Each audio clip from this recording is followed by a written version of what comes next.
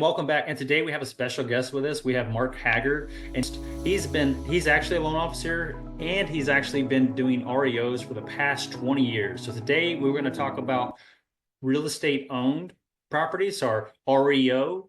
And if you want to learn more about this, I think this is going to be a great podcast for you to really listen to. Mark's got some expertise. We're going to be talking about the current market. We're going to be talking about how you can find properties, how you can finance them, how you can actually, find a good deal. So let's jump into this, Mark. Thanks so much for joining me today. You bet. Thanks for having me. It's great to be here. Awesome. So you've been doing this for 20 plus years. So what do you think today the market of the REOs, this real estate owned kind of thing where the banks are taking back these properties? What do you think the market is like today versus what, maybe say past 10, 20 years, right? Because we had the big crash and stuff. So how's it compared to then?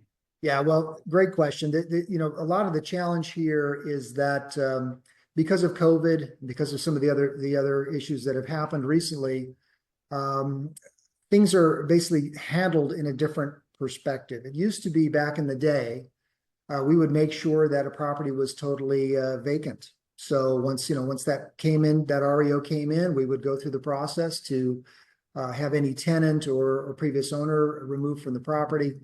But nowadays, like I said, because of some of the laws with COVID and so on, it's harder to do that from a lender perspective.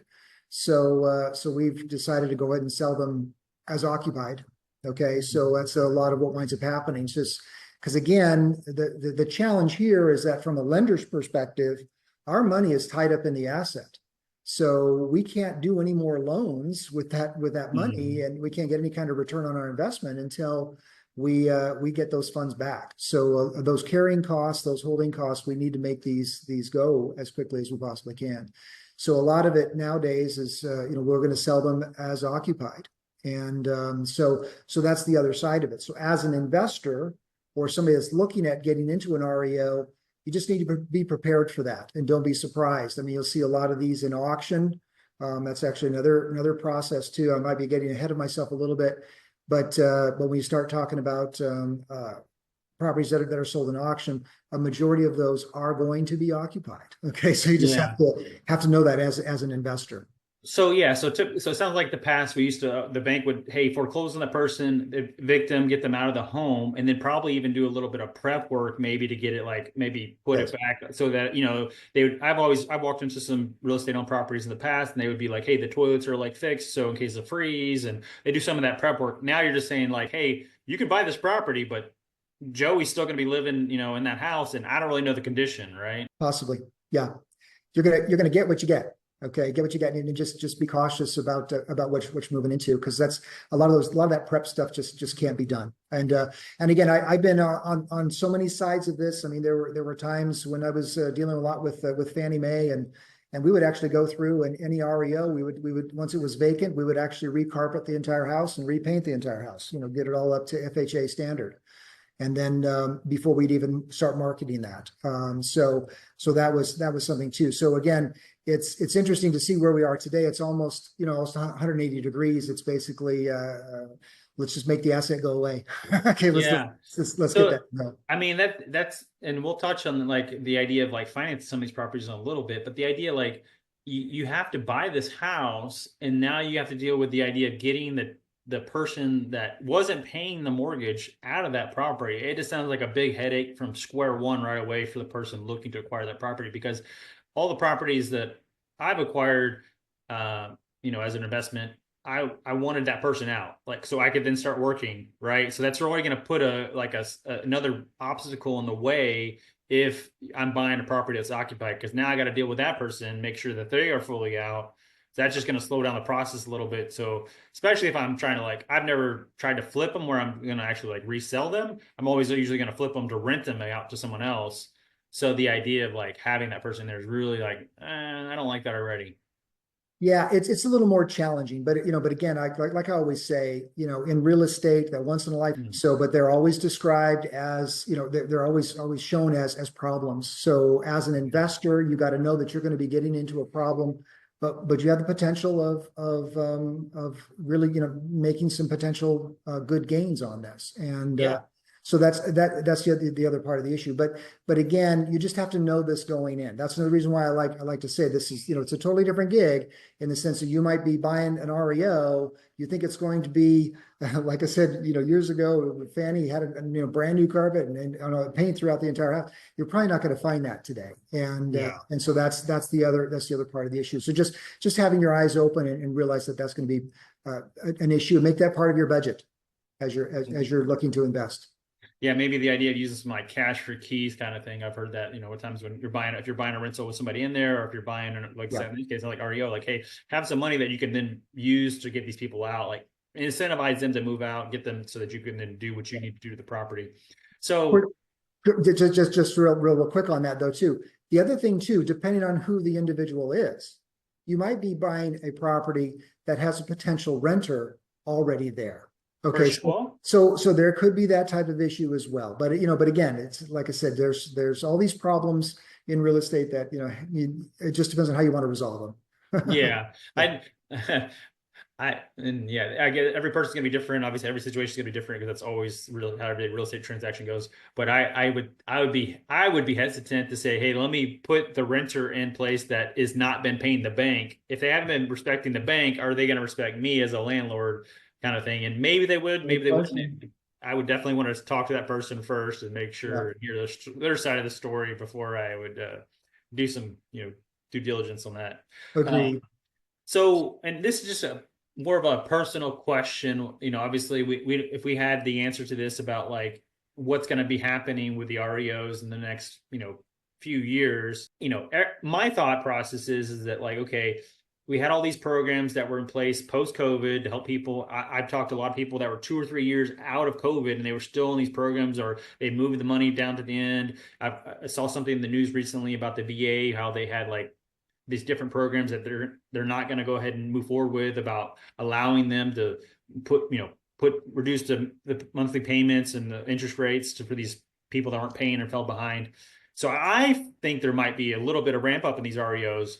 So that's one of the reasons why I wanted to have you on today. But what are your thoughts on that? I know you don't have a crystal ball either, but well, yeah, kind of wish we did, but I can only tell you at this point in time, the market, the REO inventory is dwindling. It's going down. Okay, so that's good news, bad news. Okay, that's good news. It means that you know, the economy is more. The market's more able to absorb the REOs, which is great, again, from the lender's perspective. So that's good. But again, if you're in default, which I've spent a lot of my career in that industry, that part of the industry, then you're not doing as well. There's not as much for you to do, frankly. Okay, so that's why I say it's good news, bad news.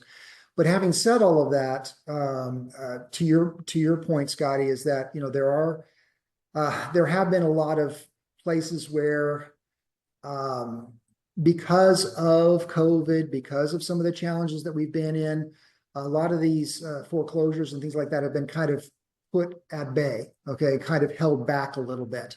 So that full rush hasn't necessarily really hit all of the market. Okay, so you could say that there's still some that will possibly come. And I've heard about the shadow market for decades. Okay, and so again, I would just say this is pre-COVID. I heard about the shadow market as well too. Like, oh, there's a bunch of zombies homes out there. Oh yeah, and, you know. oh yeah. So that's the other side of it. But again, you know, like it's hard to have a crystal ball and try and figure all this out. But I would say, as far as REOs are concerned, they still exist.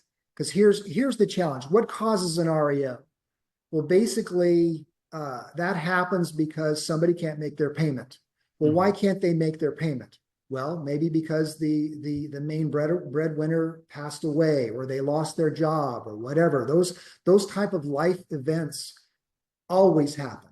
Okay, they will always happen, whether we've got, you know, 2% interest rates or not. Okay, those kinds of things are going to happen. So there's always going to be those opportunities from an investment perspective, or even like you were mentioning earlier. I mean, as a first-time home buyer, maybe an REO is a property that you could get into. You just have to make sure you're budgeting well and know exactly what you're getting into. And there could be a lot of work that needs to be done on these properties. But the whole point is that again, there's always going to be REOs. There's always going to be a reason why somebody can't make their mortgage payment. Okay. Yeah. So Yeah, so life happens, problems happens, like, and a lot Absolutely. of things like we specialize a lot of dealing with help people that are going through divorce and helping them navigate the situation. Do they need to sell? Can they buy out their spouse kind of thing? Like, so we kind of come to that approach, me and Amber, we kind of approach that is our specialty, what we know the most about. And that's how we help people navigate divorce, right? Hey, here's your options, here's what you could do. And so the Right. idea with the REOs is like they got to the point where they didn't get help or this problem became too big before they just stopped making the payments and the bank had to step back in and take over and now they're losing their home. And we always want to stop people from like we always want to help people before they get to that point, but it still Yeah. happens to people all the time. And we've talked to people just as last week we spoke to somebody that was they're going to be foreclosed on, right? And it's like, okay, well, you don't have, in a situation that, you know, we look for a solution, but sometimes there's just not a good solution other than just getting foreclosed on, right? Yeah. Uh, It's unfortunate, but it does happen. But I actually want to touch on something that you just mentioned though too, Scotty, is that what also is very important if somebody has found themselves in a foreclosure situation. Here's something that you have to remember. Nobody wins in a foreclosure. Okay. The bank does not want to foreclose on your loan. Okay. That's really the last thing they want you to do. The main thing that they want you to do is just make their payment. Okay. mhm. Make your payment so that they can get their interest. That's what it's all about. That's what when they invested in you to loan you the money to purchase the house. That's what they wanted. And when we get into an REO situation and having to foreclose, it's not warm and fuzzy for anybody. So if you found yourself in that kind of situation, please reach out to us. Reach out to a mortgage professional, real estate professionals that can help you maybe negotiate some kind of settlement. Maybe you can do a short sale. Maybe there's some other thing that you could do, a deed in lieu of foreclosure. Okay, there's a lot of different options here, and so you don't have to go through the foreclosure process. Again, it's challenging, it's difficult, but again, just know it's painful for everybody that's involved. So, but come out, be present, find out what those options are, speak with the lender, find out what they can do to help you. Okay, don't hide. That's the whole thing. Is again, it's the tendency is I'm in trouble. I can't do this thing, so I'm going to hide under this rock. It's like no, no, no. Let us know what's happening. What's your situation? We do this all day long. Okay, this is what banks and lending institutions. This is what we deal with all day long.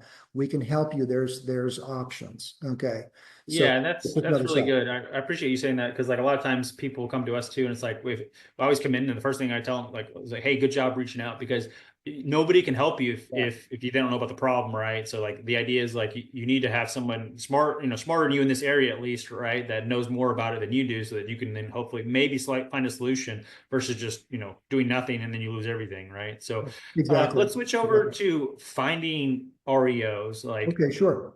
So the idea, like, I think that's a search, people can Google, hey, I'm gonna find a foreclosure and I'm gonna buy one of these. Heck, that's why I'm watching this video, right? So, Mark, Right. like, where do people go to even find these real estate owned properties, right? Like, what Yeah. would you recommend? Well, it's great because it's funny. We live in a different age than when I first got into this, and so again, there are ways. Like I said, we can just Google things, and you can Google REO, and you can find REO sites, okay, and things like that. Just so you know, a lot of what the process is here is that when a bank forecloses on a property, it comes into REO. They now have organizations that help to liquidate that asset. Okay, they will have different departments. Their REO department that will actually now they're going to take that asset. They're going to put it into companies like ResNet. Okay, actually, it's a company I worked for at one time. Helped with their application. So companies like ResNet, Equator, Accelerus, those are all organizations that you can reach out to actually get listed as an investor. Okay. And so as REOs come in your area, they actually have a place where you can put in zip codes that you're interested in. And so as those pop up, then you would get emails and things like that. You can also go to HUD. Okay, Mhm. the HUD websites. You can also get registered there as an investor. So you start to see some information there. The thing is once you go down that path, you're gonna find a lot of information. Okay. But see, here's the other part of the issue is that you have to understand how to communicate with the asset manager. Okay, as the asset manager is the one that's listing the property, that's getting the property listed. They're basically the face of the lender now. That's selling the REO. They have a totally different language. Okay, they're not going to speak to you like a realtor speaks to you. Okay, they're not going to act like they do. They are square peg, square hole type individuals. They're great people. I was an asset manager for many years myself. Okay, it's a fun business. It's a good business to be a part of. The challenge is that when you have people that are coming in and saying, "Hey, I saw that this property went into REO, so actually before you foreclose, I'm going to give you this. I would give you this for it." Okay, they're trying to buy it before it even forecloses. Well, I don't even own it yet. Okay, so as an asset manager, I don't even know if it's going to be assigned to me. Okay, so that doesn't do any good.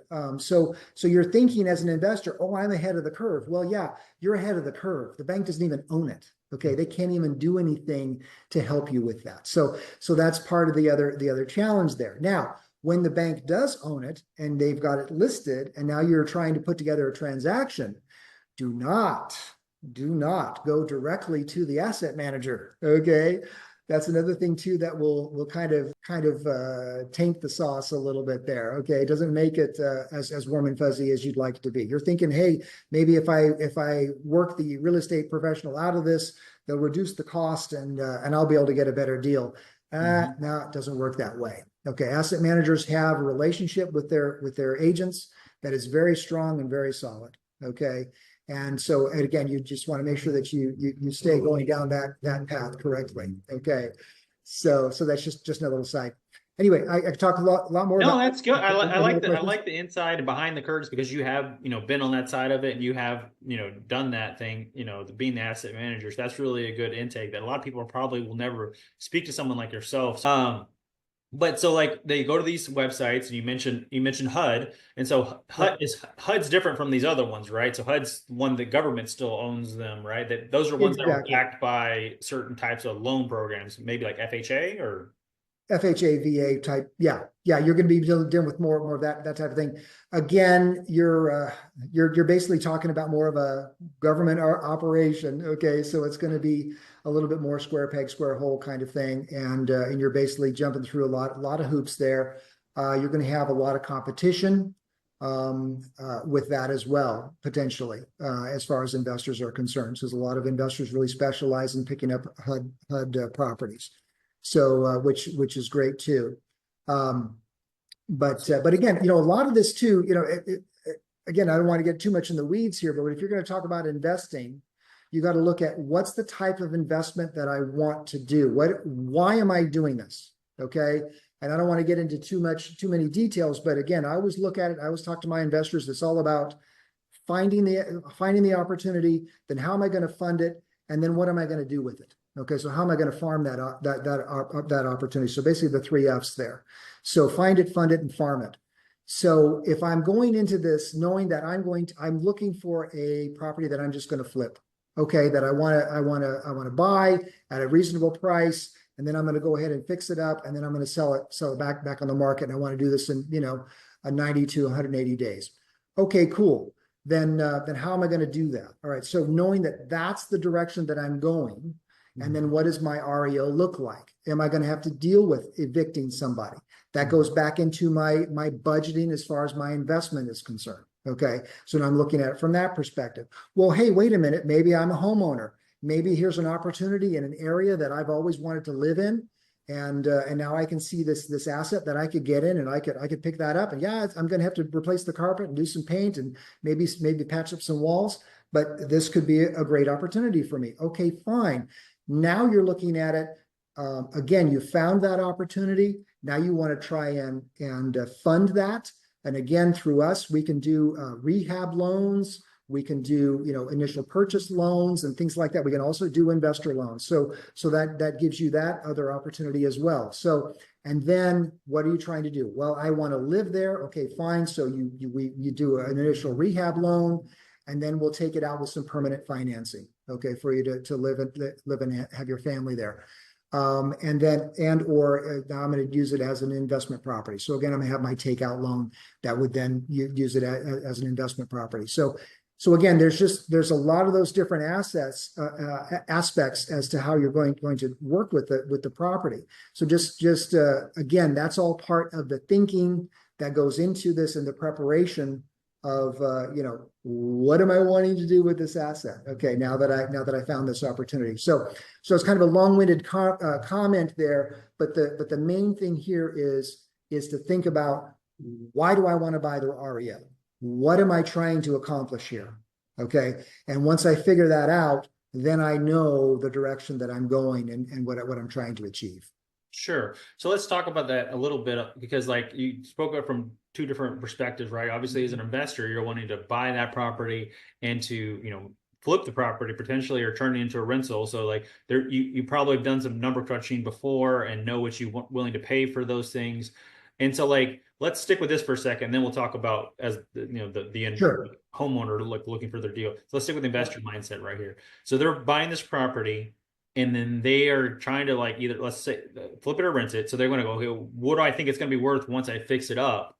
So depending, I guess, on like how much the bank owns it for, like there might only be so much negotiation they can do, right? There might only be a certain price point that they're willing to like maybe even take, right? Because and as an investor, if I'm buying it from the bank, there's a number that I want to buy it for, and because I want to do these X, Y, and Z to it, and then try to flip it or put a renter in there.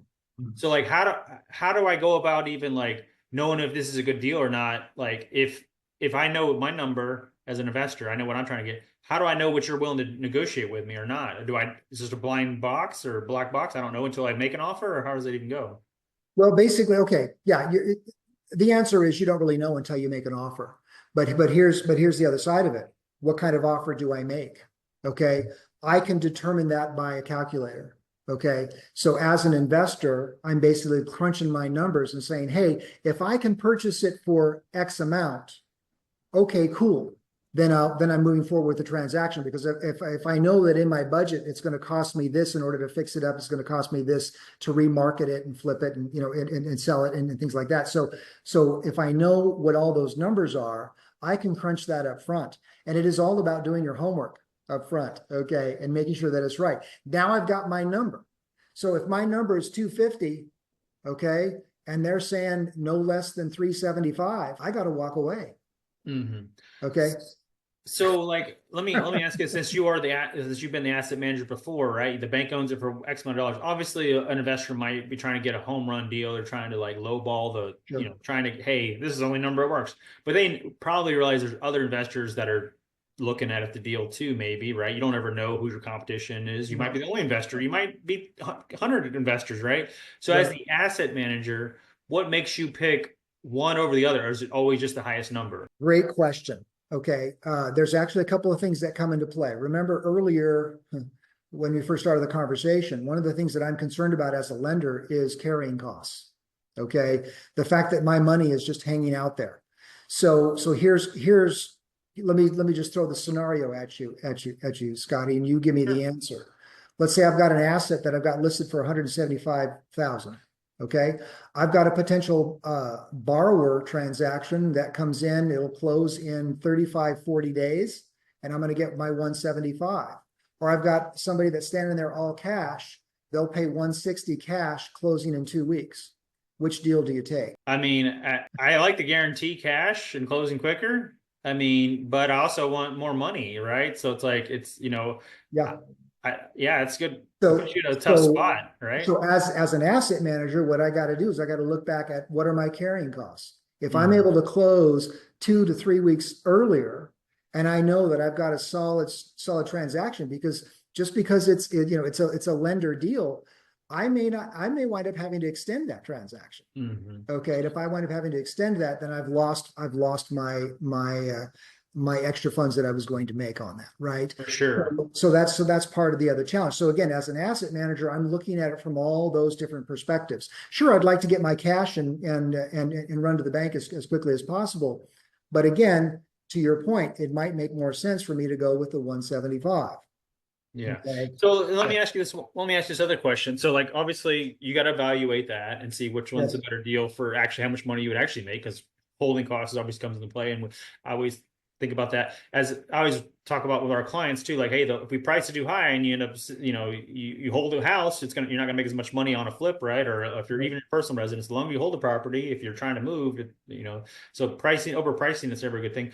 But from an investor, like usually when we're helping people buy properties on the market, right? Especially here in Texas, I'll speak specifically Texas. We have an option period where I can do an inspection, look at the property again, make sure, run more of my numbers, make sure I can, and then there's other things in the contract that allow me to like get back out if I don't. What's the situation with like if I wanted to do a loan and I approach the REO like, hey, I want to buy this property for the 175. Do I have any outs, or do I just lose my earnest money? Oh, no, you definitely have outs. Again, that's all negotiated up front. So now, if you want to have it, appraised, okay, we might say, yeah, we're not going to let you. You can have it appraised, but we're not going to give you a contingency on that. Okay, we can You just always got to say, buy yeah, it for the 175. yeah, If it comes yeah, appraised, it comes in 150. Too bad, right? yeah. Sorry, dude.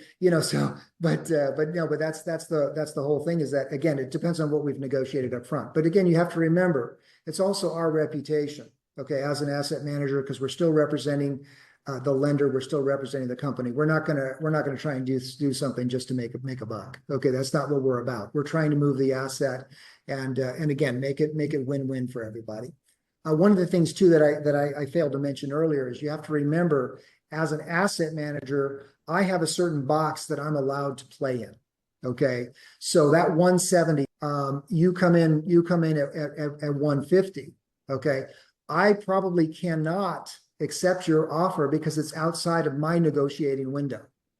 Okay, so that's the other side of it. So now if we come to terms, we go back and forth, and you're sitting there saying, no, Mark, I'm not paying more than 150, and I don't have any other players. Okay, well, now I can turn around and say, okay, fine, I'm going to have to take it to my management to see if they will accept the transaction. If they'll accept the transaction at 150, great, we got a deal. Let's get to closing. Okay. Yeah. So That's very similar to like how most real estate transactions go too. Like, hey, we think you put it as a value you think it's worth, or what you need to sell it for. Like, hey, this is what we need to sell it for. But if I put it on the market and no takers, well, then I got to reduce the price, right? I mean, you're in the same boat, right? As far as right, absolutely. So again, I like I always say, value is determined by what somebody's willing to pay for it. So we can do a CMA all day long and say, hey, it's worth 175, Mark, and there's no doubt it's worth 175 based on all these comps. Okay, cool. Well, it's on the market for 175. It's been 2 months and I've got no offers. Guess what? It's not worth 175. Okay. Yeah. So I've got to find my market. Okay. Now, in some cases, you do have to find a market. In some of these areas, you just don't have much that's happening in the marketplace. Okay. So again, sometimes it's like you just have to throw the number out there and then see what kind of response you get. Now, basically, the approach that I would always take as an asset manager is after 30 days, I'm looking at doing some type of reduction. Okay. So I do that reduction. Then another 30 days, I'm going to do another reduction. If I'm still not getting any activity after 60 days, something's wrong. Okay, we've got some kind of problem somewhere. Now you have to remember, in real estate, what's the old adage? Location, location, location. Well, when you're talking about REO, it's price, price, price. I can overcome anything with price. Okay, I can overcome condition with price. I can overcome location with price. Okay, so any of those types of issues I can overcome with price. We can negotiate that. Okay, and we can help move the asset. I have to tell you, there's been properties that I've sold that I thought, oh, nobody's ever going to buy this, and then you throw it out there, and it's a feeding frenzy, and you've got 18 full price offers all of a sudden. It's like, oh my goodness, so those things do happen, and then on the other side, you think, hey, I priced this thing so well, I've got this down to the penny, and you set it out there, and it just sits on the market. like, what's going on? Okay. So it's yeah, I appreciate that because even like because we have a lot of listings and a lot of times it's like, hey, like we can do our best, crunch the numbers, looking at what's sold, and but every market it's always the market's always shifting. Buyers are always coming or going, right? You never really know the buyer that was going to buy the house. Maybe they bought another house down the street. Now they don't have the capital to buy that one anymore, or they moved on already. So it's like there was a buyer, but maybe not today. It was last week, or maybe it'll be next week, right? So there's always Exactly. those like we don't know for sure, but this is what we think is what it is, and you put it on the Right. market, right? Then you find out for sure. uh, Yeah. Yeah. Yeah. No, so it's one all more good. question on that. So you said like 60 days, right? So like, how long? And this could be different, obviously, but like for an asset manager, like when you get a property, it's fine. Like it gets to you, right? Before you don't have it, you can't do anything with it. But once you own it or you're managing it for the company, how long do you have before they're like, we're going to pull it away from you because you haven't sold it, or what, or how does that work? Well, that's a great question. Yeah, basically, the lousy answer is it depends. Okay, there's so many things that it comes down to. But again, bottom line, um, it's how the property is being marketed. How is the real estate professional working with us in that market? Okay, just what's happening with the market in general. I mean, I had one property I was trying to sell. Can't remember where it was located, but the local factory had closed down. There were no buyers. Okay, there were no buyers. I mean, it wasn't because my real estate professional wasn't a professional, and a real good realtor. It's just that there just was nobody in the area. Okay, Mhm. nobody could find a job there, and so the town basically turned into a ghost town. And so Wow. that was a challenge. You wind up having to charge off the loan in that type of situation. But again, those are just those are issues that will happen. But that's all based on the market. But for the most part, um, the way I always looked at it is if as an asset manager, if I can't get this thing to go within 60 to 90 days, there's a real big problem. Okay. And my sarcastic comment was always, hey, this property's such a dog, it's barking at traffic. Okay. So that's the challenge. It's just nobody wants it. Well, why don't they? Okay, what's the issue? And that's always going to be my question to the real estate professionals to say, hey, what is keeping the buyers from saying, yeah, I want this property? What's keeping them from pulling the trigger? Okay. Mhm. What is that issue? Is it condition? If it's location, there's not much I can do about that. Location is location. I can't pick up the house and move it someplace else. For But sure. as far as condition is concerned, I might be able to do something with that. If it's that, hey, we've got challenging situations because we have to do non-QM loans here because of the condition of the property, things like that. And then maybe the buyers aren't feeling good with the interest rate. Maybe there's something that I can do as an asset manager to pay down that loan. Maybe I can give a credit for a point at closing or something like that. So sometimes those are things that can happen as well. Again, that just becomes part of the negotiation of the transaction. So again, maybe I still get my price, but I'm going to help you with some of your closing costs. Okay, to get to closing, so we can make that happen. So that's just another way to do it. Like I said, there's a lot of ways to slice the pie.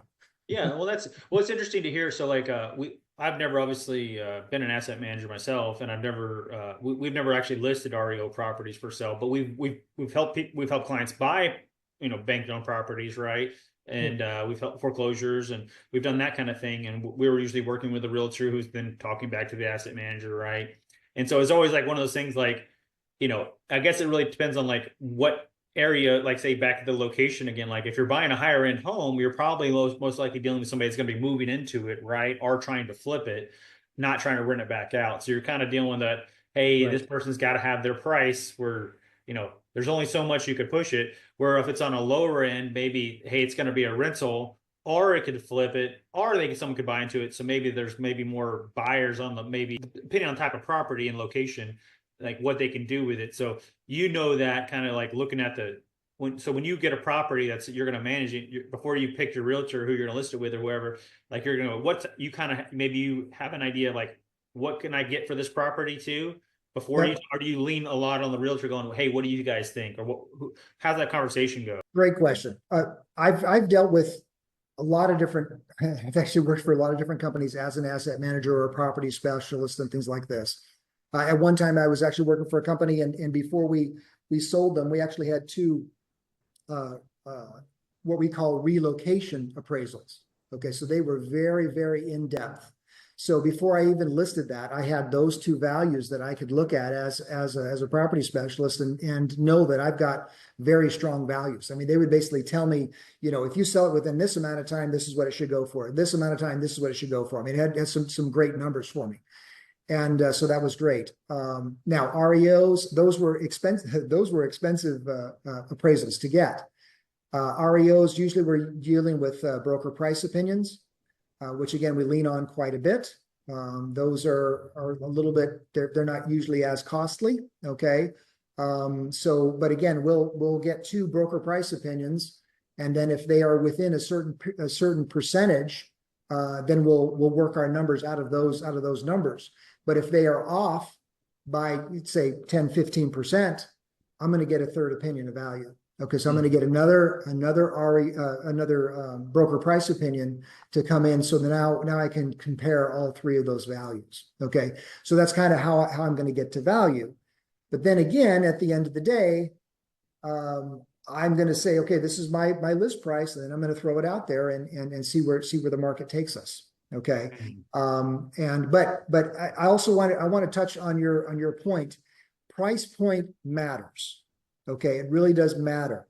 If I'm selling an REO that's 175, like what we've been talking about, a little 3-bedroom, 1-bath, 1,200 square foot home. Okay, that's one side. But if I'm now trying to sell a multi-million-dollar house, okay, that's 6,800 square feet, 5 bedrooms, 6 bath, okay, 5-car garage. All right, sitting on 2.5 acres. We're going to be having a different conversation. Okay. And as an asset manager, I'm probably going to work harder to get somebody out of that property so that I can get that in as pristine of condition, so I can get the most dollars out of that property. So that's probably the other side that I'm going to go as well. Okay. Yeah, that makes sense. Because like the idea, like obviously, if you're at a certain price point, the certain buyers they're going to want to be able to walk around and see that property and make sure that they can put their hands on it. Whereas if I'm just doing a small like 1,200 square foot home, well, I can just run my numbers like, hey, I just need to put in carpet and this and that and blah blah blah, and then I can replace. I know I can have everything in my mind. Like I might have to replace everything, but that's okay because I can budget it in. Or when you get those huge homes, like you're gonna go, it might need, I got to spend all this money on rehab. It might be cost me $200,000 in rehab, right? So I need to go make sure everything, what's good, what's not, kind of thing, right? Yeah, no, that's exactly true. Now, here's the other challenge, whatever this is worth, is that lots of times with the higher dollar properties, you are dealing with a more sophisticated borrower. So many times we have a lot of list pendants and a lot of title issues that have been created because that borrower has done whatever they possibly could in order to stay in the property without making their mortgage payment. And so that's part of the other challenge when you get into some of those high dollar properties. You do have the potential of having some title that's not very clean. Okay, that might have some problems. Okay, so that's the other challenge. That's the other thing to take into consideration. And so, but like when usually, when we're dealing with buyers, like one of the contingencies is that you guys, if I'm going to be buying this property, that you're going to give me clear title. So you're saying there could be issues that, like, as far as like you're removing the lien on the property, but there could still be other issues like back taxes or HOA Mechanically, stuff that you might not have dealt with. You're saying. yep, yep. There are those issues that we may not know anything about. Okay, now we're obligated to take care of what we can take care of, but the other side of it is if there are some things that we just can't, for whatever reason, we can't move those along. As an investor or as any buyer, you can come in and you can purchase it knowing then that you're going to be taking it subject to. So you could take it subject to that title challenge. Okay, and then you can come in and fix it. Okay. I don't necessarily recommend that because that's a big kettle, that could be a major kettle of fish. But the thing is that again, if the property is worth that to you, then okay, then that's great. Just know that that's what you're biting off. Okay, that's what you're going to have to deal with. Okay? Yeah, and we've helped people too personally, like that avoid the foreclosure because of back taxes or HOA stuff, right? So we've done as Yeah, well too, but just knowing, like say one of the, back to the conversation, knowing what problems we're dealing with so we can deal with them. If we don't know what the problem is, it's really hard to deal with, right? So exactly, exactly. It's hard to circle the wagons when you don't know where the problem is. so like this brings us to the idea of like this risk repairs and like red flags that we need to look out for. So like other than maybe you just talked about the idea of clear title, and then obviously what the property you need to. So if I came in and made an offer on your property, and let's say it is the a nicer property, not the 175 property, but a nicer property. Maybe let's say $500,000 range that's getting Sure. foreclosed on. I'm looking to buy as an REO. I'm looking to move into it as as a homeowner, right? Because I'm trying to get a deal, but I'm in this nice neighborhood, right? Like that happens a lot, right? There's still a lot of Right. those homes that someone fell Absolutely. behind, death, divorce, whatever, and then so I'm trying to buy this property. It's a good deal. I know it's a good deal. What red flag should I out for if I'm buying that property in that neighborhood? Because why is it such a good deal, right? Like my intent is automatically go up. Like if it's normally if this home was on the market, it's gonna be 700,000. You guys got it listed cheaper because it's bank owned, hopefully, right? You're not gonna Are you gonna price it at 700,000 if you think is there ever is it a deal ever, or is it always Of course, of course. Well, there's always a deal. Like I said earlier, once a lifetime opportunity comes once a week. if it's So the right location for you? okay, just keep your eyes open. But to answer your question, okay, I've dealt with REOs that have been REOs for literally thousands and thousands of days. Wow. Okay. So you're talking about, 7, 8, 10 years that these properties have been in REOs. Okay. So needless to say, whatever that issue might have been, it could have been some kind of legal problem that's kept us from being able to market them. Okay, but as soon as we're able to get it on market, we want that thing to go away as quickly as possible. Now, granted, as an asset manager, my job is to try and get the highest dollar as quickly as I possibly can. But the reason why I bring this up is because the asset is so aged, we need to get it off the books. And here's the other part of the challenge from the lender's perspective. Once I foreclose, I now own the property. Okay. After I've owned the property, a lender's job is not to own real estate, where our job is to loan on real estate. Mm-hmm. So after a while, the IRS can actually look at me as an investor and not as a lender because I own all of this real estate. So in reality, I need to get it off the books as quickly as possible. Otherwise, I lose basically that REO status. Okay. And that's the other part of the challenge here. So when you talk about some of those seems too good to be true, a lot of that is because the lender needs to make it go away. They need to get it off the books because they are not able to show this as an REO asset anymore. They're showing it as a lender owned property and they're being taxed accordingly. Okay. Yeah. So that's the other part of the challenge. And I think, people don't realize that too. So that's where, again, time is of the essence. And that's why they've got those carrying costs. So again, timing is everything in the real estate business, and it definitely is in the REO business. So it's hitting those assets at the right time. And like you mentioned earlier, if the borrower's ready and they can pull the trigger, that's great. But if unfortunately last week we bought this property, so we can't buy that one. We see the great deal, but we just can't move down that path. So that's Yeah. the other part of the challenge as well. Yeah, because I mean, I think so, and I think with everything is like when you are looking for a deal or you're looking for a certain neighborhood, you will look at every property, right? If you're like I found successful investors or successful people that like homeowners, when they go and they're looking at the market, they know that neighborhood or they know that part of town, and then they are able to make an informed decision about like where the value is on a property before they'll know it's a good deal before it's even listed. Like before once it hits the market, oh, that's a good deal. Like someone should buy that, right? Where Yeah. if you don't know the market, like say you don't know if that's even a good deal yet, you have to go look at all the numbers and find out it's a good deal. And at that point, you already kind of missed the boat, right? Like, oh, someone else is it's already a contract now. You should have Right. jumped on it, right? So Yeah. I Yeah. think that's always, if you're watching this video as like looking to be an investor or you're looking to buy in that neighborhood, make sure you know the market. That'd be my bit of advice, knowing what is a good deal as soon as it hits the market, so you can make that move, so you don't Right. wait too long to jump on that deal. So being pre-approved, right, for if you're going to be doing, whether it's your, looking Absolutely. to buy the home yourself and move into it, or you're looking to do that fix and flip kind of thing, Yeah. being pre-approved already and having that lined up, and then start doing the market, and then find your agent, and then when then that property comes on the deal, like, oh, boom. I mean, that's when I started my investment career. That's what exactly I did. I looked at the market, got all prepared. I knew my numbers going in. I knew what I wanted to offer. I knew what it should be appraised for afterwards, the after repaired value kind of thing. I knew all those numbers going in, and it made it kind of simple. It wasn't fearful anymore. It was like, oh, Right. I know what I'm doing now. Like I just, I already looked at a bunch of properties. I already know everything. Like this is what I already talked to, the contractor, and I know what he's going to charge me for this. So before I even bought it, I knew what I was doing with it, right? That's made me feel so much more comfortable. You So I bet. think that's be my bit of advice if you are looking to do these REOs. When you were looking at all these deals, like, did you ever get into investment properties yourself, or did you ever buy one of these things, or like someone else? Obviously, couldn't buy your own, probably, but like, Yeah, that was, I have to say, is there were those times where it's like, oh man, this is a really good one. It's like, yeah, oh man, I wish I could pull the trigger myself.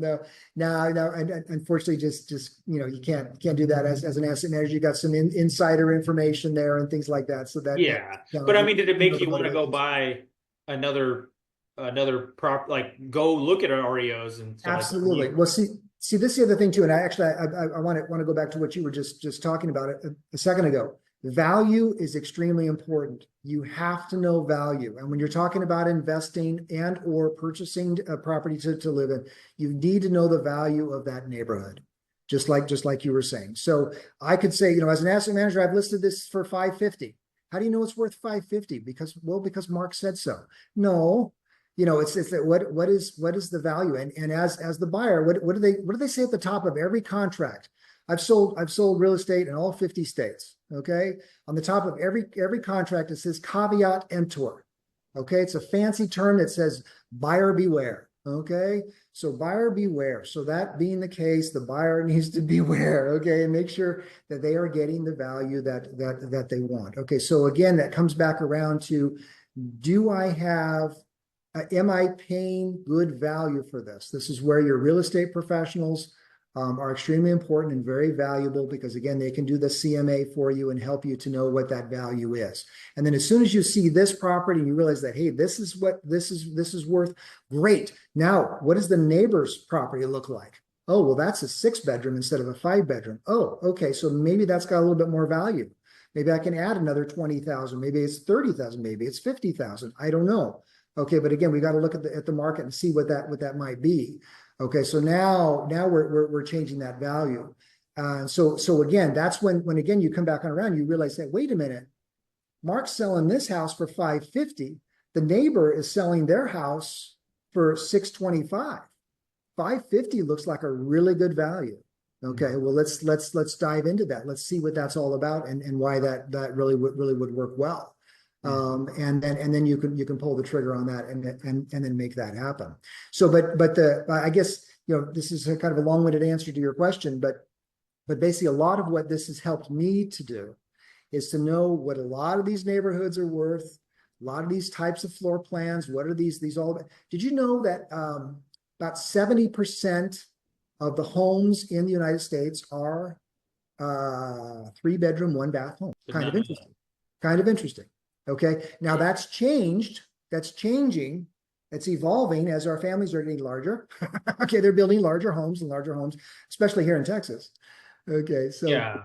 I think that sounds, I mean, that sounds probably right to me overall, because you think about, there's been millions of homes built, and like, so obviously a lot of the older homes, like my grandparents grew up in a 3-1, right? And I was like, you guys had 4 kids, you had my mom and 3 other, like you guys in one bathroom? Like I was like, no exactly, way today would I want exactly, to do that, right? Like I don't share a bathroom with my kids, right? But like, so especially home builders have shifted to building bigger homes because they can make more money, selling a $700,000 home than a $300,000 home, right? They can make more absolutely. and more profit, and a little bit more. They can, in case things go crazy, they can cut the price a little bit, still make some money, and not get their head lopped off. But so that makes Right. sense. Like homes, and I think as Americans, we like bigger and bigger homes. I mean, I personally like we live in a pretty big home, but like I don't want a bigger home, to be honest. I'm like, this is as big as I could want. I don't know why. I wouldn't. I've seen Okay. the 6,000 square foot home. I'm like, you're really, what are you doing with all that room, right? Just to three people in this home, like what are y'all doing? But Yeah. I don't know.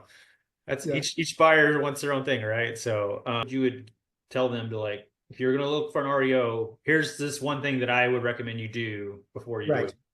Well, basically, especially as a homeowner, okay, investors are going to do this as well. The other three things that I would say is inspect, inspect, and inspect. Okay, make sure you're looking at the sewer system. Okay, because sometimes these borrowers, when they get into REO situation, they take it out on the house. Okay, Mhm. so I've seen it where they've poured concrete down the plumbing. Okay, so that's going to have to obviously all be replaced. Okay, so you have those types of issues. I've literally seen it where they ripped off the back of the house. Okay, because you couldn't see it from the front of the house. Okay, you couldn't see that they had done that, and that's what they did. There was actually one guy who was very clever, and he worked for the local garbage place, and he literally filled up the house with garbage. Wow. So it was kind of one of those things, but again, so people get kind of angry about their properties, and so they will do these kinds of things. And so that's where, like I said, that's why I'm saying inspect, inspect, inspect. So that way, I know it costs more money to do it, but scope out the sewer system, scope it out. Okay, it's worth the $1,500 or whatever it costs to get it done. Do that, because you're better to spend $1,500 on the inspection than to spend 15,000 to replace the pipe from the street to the house. Okay, So let me ask you that question. I'm right on that topic right here. I don't want to interrupt you sure. too much. The idea, like, okay, so I'm buying a home. It's a nice neighborhood, whatever. The buyers or the sellers angry because they got foreclosed on. Banks like not personally attacking them. They're just, you haven't paid, dude. I need to take the money back so I can resell it. And like I say, it's not a personal thing. The banks, but they get offended. They ruin the concrete or they ruin the house or the plumbing with the concrete. As if I'm the home buyer now and I'm coming to him, Mark, they poured concrete down the thing. What are you going to do as the bank? Are you gonna, can I renegotiate the deal then? Or is it like, too bad. You just walk away. You just recommend them walk away. It's one of those things, again, buyer beware. Okay, and there are all kinds of disclosures in an REO contract. There's an addendum that's going to come that's going to be more than 2 pages that you're going to sign as the buyer. Okay, that basically says you are buying everything in as is, where is condition. So whatever's there is what you get. Okay, that's why I'm saying inspect, inspect, inspect. So that period, like you were saying earlier, that 12-day inspection period, you all 12 of those days you're out there inspecting, and you make sure that everybody's taking, looking at everything that could possibly go wrong with this property. So because again, unfortunately, there's some creative people out there, and they can do some bad things to the properties, because again, they are angry. You're reminding me, there was a time I was a real estate professional at that time, and I was going to sell an REO. So I went out to list it. Actually, I was doing cash for keys. Went out to do cash for keys. This was a property in Colorado. I went into the basement, and they had literally taken a sledgehammer to the walls down in the basement and the bathroom down there. I mean, and this was a house that was, in one of those 500, 600, $800,000 neighborhoods. And they had really trashed it out, and they were very angry. Okay, but having said that, I gave them their cash for keys and said thank you and have a nice day. And then we went up, and I want to say, I think on that one we actually went ahead and repaired the damage, and then sold it, because it was a good dollar for dollar Sure. investment. But anyway, those just are those types of things that happen as well. So unfortunately, there are those issues. But like I said, at the end of the day, make sure that you're inspecting everything, so that you know that you've got things, because once we close. Um, again, my comment is, no takey backies. Okay, we're, it is what it is. Okay, but that's again why you've got to do it. Now, having said that, if there's an issue that happens, like with title, to where our title company didn't catch something that they should have, okay, prior to closing with a new buyer, that is an issue that can open up title again. Okay, and that could be cleaned up by the title company. Okay, that could be done. There are those instances that do happen from time to time, that you have some legalese that do have to open things back up again, to where the mortgage company might have to help with some of those fees and things like that. So those things do happen. Mistakes are made. We are all human at the end of the day, so those things do happen. Yeah, no, it's, I mean, I always recommend all of our clients close our title company as well too, because just like you have a third party that's then supposed to be checking all those make issues right and making sure title is cleared up before we officially buy it. So you kind of get those things cleared up. And if they didn't find something, like I say, they can go back to them and go, hey, help me clear this up, right? Like this is an issue, guys. You thought it was all good. It's not. So help me. Like, Well, it could have even been something that the foreclosure attorney didn't see. yeah. Okay, so it could go all the way back to that. Okay, so which unfortunately might make our transaction with the buyer null and void. Okay, frankly. Okay, so we might have to re-foreclose before we can even talk to, selling it back to this buyer again. Okay, so Yeah. those What's situations the, do happen. can you give me an example of like, does you ever had that happen? Like you had to re-foreclose? Oh yeah. Oh yeah. So those things will happen. It's funny. I mean, we were just talking today about some things here about how, we had to go through an issue where the buyer's name was wrong on the documents. Okay. I think it was on the deed. Okay. Well, if the buyer's name is wrong, then the deed's not valid. Okay. And so I want to say, in this, I don't remember the exact, scenario, but that could be something that could be part of it, is that the foreclosure deed didn't have the right Right name. details. Okay. Or maybe the property wasn't in there correctly. They had 123 Main Street instead of 124 Main Street. Okay. And so it's not a valid foreclosure. Okay, so Yeah. those have to be updated. So again, those are things that are, on a certain level, it seems somewhat ticky-tack, but in reality, it's not truly legal. Okay, so they Mhm. have to go back and they have to re-foreclose. So obviously we don't like to have to do that, but again, if we have to do that, then we do that, and usually we get the attorneys that handled that foreclosure for us to take care of those costs for us. So Yeah. that's kind No, of that's genius good. information. Yeah, that's good. No, just recently we had we have a cell, and the survey was, we had a survey, valid survey. It was stamped, sealed, all that stuff like that. It looked good, but they had referenced the wrong plat, right, in the deeds, and then it was like, oh, this isn't good. Like this, you gotta go back before when you bought it. Like you're trying to sell to somebody else, but this is not the right one. Like the survey's no good. Now the title was good. I think the deed's good, but it's just referencing the wrong thing. So, I'm like, Exactly. you messed up that. We're gonna go check all this paperwork again, right? I mean, this is, Yeah, um, that is the other problem. As soon as you have an issue like that, it's to your point. Yeah, now we need to check everything. Okay, is every T crossed? Are the I's dotted? Yeah. So now you're jumping through that whole piece. Yeah. So yeah. Well, no, I think that covers a lot of what I wanted to cover up in this video. And I think what we should do is, maybe in the future we'll have you back on to talk more, maybe some more, like we can get into maybe an example that was a little bit more detailed or something like that. But I really sure, think, sure. thanks for having on today. And if you guys are interested in getting qualified for a mortgage, for an REO, or, the fix and flip, or to move into it, contact Mark or myself, and we'll put our contact information below for both of us through some of those, you know, ideas and things you look out for. So, great resource, and glad to have him on the team here and help us out here. So, thanks, Mark. Excellent. Yep. No,